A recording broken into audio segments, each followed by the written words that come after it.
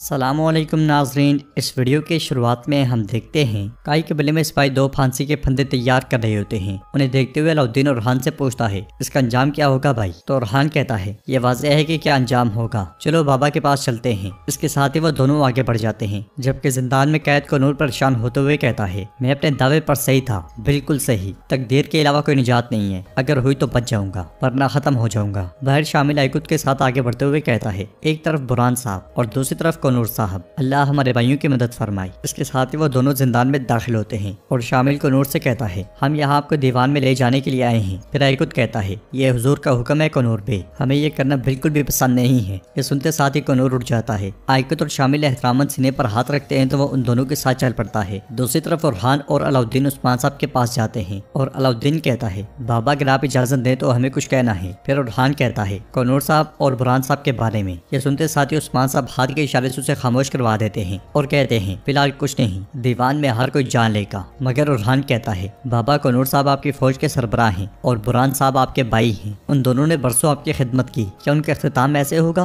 तो उस्मान साहब कहते हैं, अगर फौज का सरबराह निजाम की खिलाफ वर्जी करे, अगर मेरा भाई उसके खिलाफ जाए, अगर वो अपने नफ्स के आगे हार जाए, फिर काई फौज की हालत क्या होगी, काई के लोगों की हालत क्या होगी? सिर्फ एक छोटी सी चिंगारी की जरूरत है और पूरा दरख्त जल जाता है। मैं किसी को अजीम चिन्नार को जलाने की इजाजत नहीं दूंगा, उन्होंने जो भी किया सजा मिलेगी, अब फैसला करने का वक्त है। उधर जिंदान में बुरहान नमाज अदा कर रहा होता है और नमाज के बाद दुआ मांगते हुए कहता है, मेरे रब में गफलत में पड़ गया हूँ, मैंने वो कर दिया जिसकी मुझसे तवक्को ना थी, मुझे माफ कर दे, मुझे मेरी खता का एतराफ करने की तौफीक दे। जबकि तुरान सिपाही बेसुंगुर के साथ जिंदान की जानिब बढ़ते हुए कहता है, ऐ अल्लाह मेरे भाइयों को हिम्मत अता फरमा। इसके साथ ही दोनों जिंदान में दाखिल हो जाते हैं और तुरान कहता है, अल्लाह आपकी नमाज कबूल फरमाए बुरहान बे। तो बुरहान उठते हुए कहता है, अल्लाह राजी हो भाइयों, अल्लाह कबूल फरमाए। फिर तुरान कहता है, हुजूर आपको दीवान में बुला रहे हैं। यह सुनकर बुरहान मुस्कुराते हुए कहता है, तो वक्त आ गया है। सिपाही बेसुंगुर कहता है, हम में से कोई भी ये नहीं चाहता बुरहान, इंशाअल्लाह उस्मान साहब रहम करेंगे, हम आपके बगैर नामुकम्मल हैं। तो बुरहान उसके पास जाकर कहता है, बताओ क्या हम तकदीर को रोक सकते हैं? नहीं, मैंने खता की,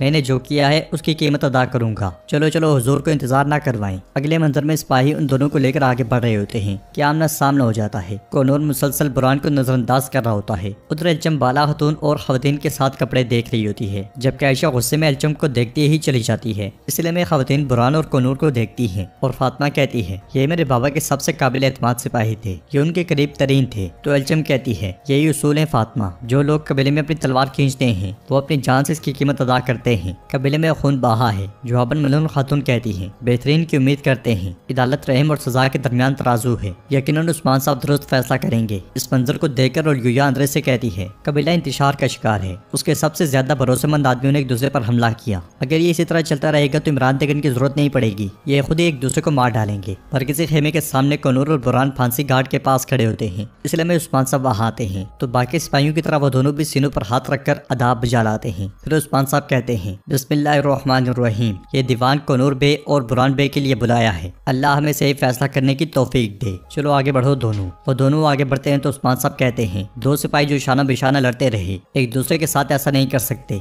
बिल्कुल नहीं कर सकते। इनमें से एक फौज का कमांडर है, सिपाहियों के सरबराह कनूर साहब, दूसरा बुरहान बे है जिसे मैंने खानदान की अमानत दी। बुरहान साहब, क्या तुम्हें कुछ कहना है? तो बुरहान कहता है, अपनी तलवार को दूसरे सिपाहियों के लिए खींचने की सजा हमारी रिवायत में वाज़े है, मैं अपनी तलवार निकालने वाला पहला शख्स था, मैं खुशी से आपका फैसला कबूल करूंगा। उस्मान साहब कनूर से कहते हैं, क्या तुम्हें कुछ कहना है? तो कनूर कहता है, मैं जिसकी वजह से यहाँ तक पहुँचा हूँ वो मैं खुद हूँ और मैं कीमत अदा करने को तैयार हूँ हुजूर। ये सुनकर उस्मान साहब कहते हैं, आप समझ गए, लेकिन देर हो चुकी है। घोड़े की नाल घोड़े को, घोड़ा एक सिपाही को और एक सिपाही पूरी फौज को अपनी पेट पर उठाए हुए होता है। तुम फौज के सरबराह थे, ताहम तुमने जो किया उसने निजाम में खलल डाला। मैं काई फौज में नज़्म ज़ब्त को खराब नहीं होने दूंगा। रियासत बदमनी बर्दाश्त नहीं कर सकती, रियासत खुद पसंदी बर्दाश्त नहीं करती। तुमने गफलत बरती, वो चीज जो तुम्हें जगा देगी वो मौत है। ये सुनकर सब चौंक जाते हैं। उस्मान साहब मजीद कहते हैं, ताहम मैं जानता हूँ कि तुम दोनों अपनी जाने देने से नहीं जाते, मौत तुम्हें नहीं डराती, मौत तुम्हारे लिए सजा नहीं है। ये सुनकर सब थोड़े पुरस्कून हो जाते हैं और उस्मान साहब फैसला सुनाते हुए कहते हैं, मेरा हुक्म है कि इन दोनों को जलावतन कर दिया जाए। ये सुनकर सब बहुत परेशान हो जाते हैं और उस्मान साहब मजीद कहते हैं, तुम लोग अपने कबीले से, अपने प्यारों से और सबसे अहम बात गजा से दूर रहोगे। ये सुनकर उन दोनों को भी बहुत दुख होता है। उस्मान साहब मजीद कहते हैं, ये तुम्हारे लिए सबसे बड़ी सजा होगी। अब जहाँ तक नए वजीफों की बात है, फौज की क़यादत अब से रुरहान साहब करेंगे, यानी शहर और कबाइल में अब आपका हुक्म चलेगा अलाउद्दीन साहब। ये सुनकर वो दोनों सीनों पर हाथ रखकर हुक्म की की तामील करते हैं। उस्मान साहब मजीद कहते हैं, और बुरहान साहब की जगह तुम लोगे जहर कुताई। अब से मेरी हिफाजत के लिए तुम मामूर रहोगे। इसलिए में सुंगुर आगा वहाँ पे आते हैं और उस्मान साहब से कहते हैं, हुजूर इमरान की तरफ से खबर मिली है, उसने कतलान का ठिकाना ढूंढ लिया है, वो हमारी सरजमीनों में दाखिल हो गए हैं।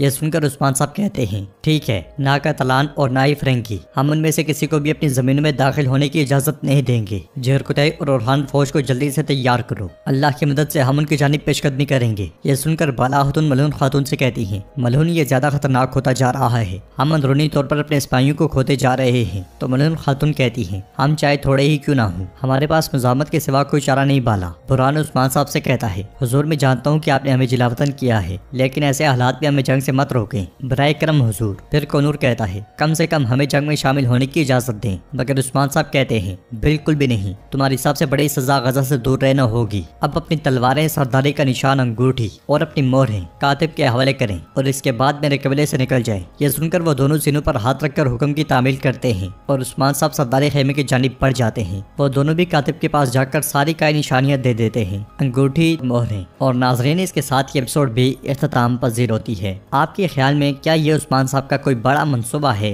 क्या उस्मान साहब और यूया को बेनकाब करना चाहते हैं? क्योंकि वो भी जानते हैं कि इमरान तेगन अब किसी न किसी के साथ तो राब्ता करना चाहेगा, क्योंकि लाली भी मारी जा चुकी है। आपकी इस बारे में क्या राय है, आप हमें कमेंट बॉक्स में बता सकते हैं। अगर आपको ये वीडियो पसंद आए तो वीडियो को लाइक करें, चैनल को सब्सक्राइब करें और बेल आइकन पर लाजमी से क्लिक कर दें। इंशाल्लाह मिलते हैं नेक्स्ट वीडियो में, तब तक के लिए रखें अपना और अपनों का बहुत ज्यादा ख्याल। अल्लाह निगहबान।